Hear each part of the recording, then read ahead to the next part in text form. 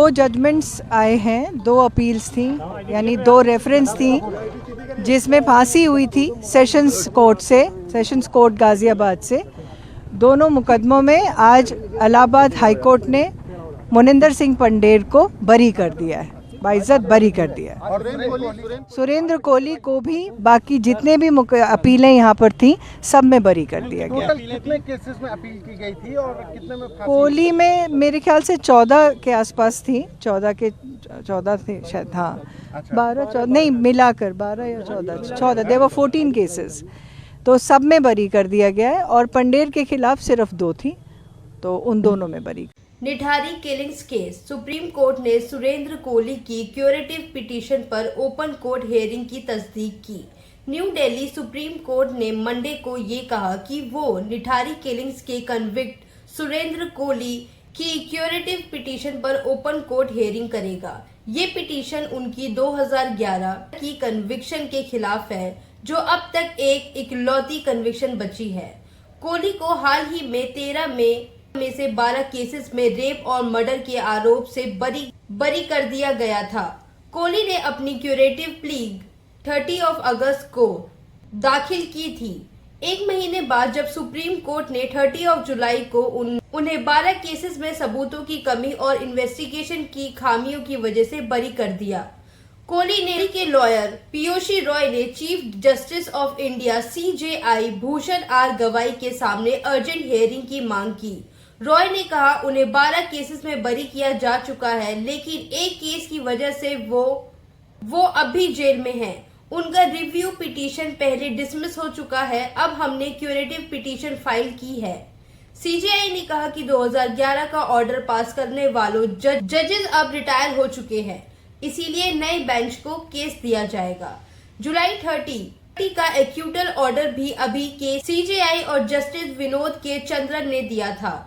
Curative petition supreme court का आखिरी कानूनी उपाय होता है, जिसमें जजमेंट को पलटने की कोशिश होती है। ऐसे पिटीशन जनरली चैम्बर्स में सुनाए जाते हैं और बहुत लिमिटेड स्कोप होता है। सिर्फ तभी एडमिट होते हैं जब दिखाया जा सके कि फेयर हियरिंग नहीं हुई, जजमेंट बेस्ड था, या जुडिशियल प्रोसेस का गलत इस्तेमाल हुआ और एक्यूज के साथ बड़ा अन्याय हुआ। रॉय ने ओपन कोर्ट हियरिंग की रिक्वेस्ट की, जिसे CJI ने मना किया। याद रहे, कोहली का रिव्यू पिटीशन भी 28 अक्टूबर 2014 को ओपन कोर्ट में सुना गया था, लेकिन डिसमिस हो गया था।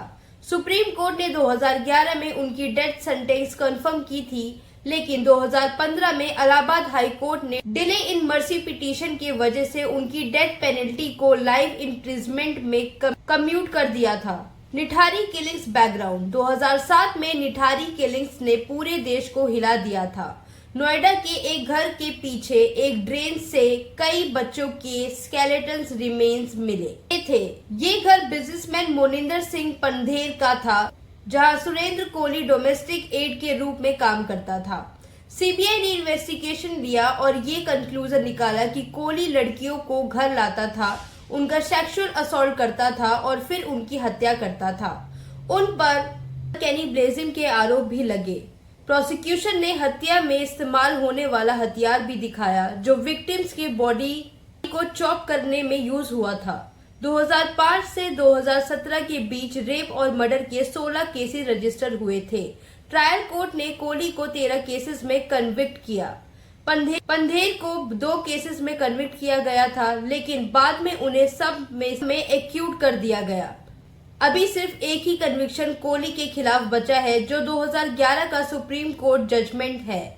CBI का कहना था कि पंडेर सेक्स वर्कर्स को घर बुलाता था और कोहली उन्हें देखकर एक्साइट हो जाता था।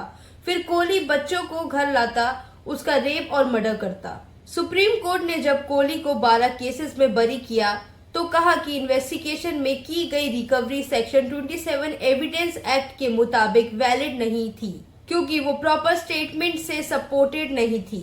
इलाहाबाद हाई कोर्ट ने अक्टूबर 2023 में कोहली को एक्यूट कर दिया था।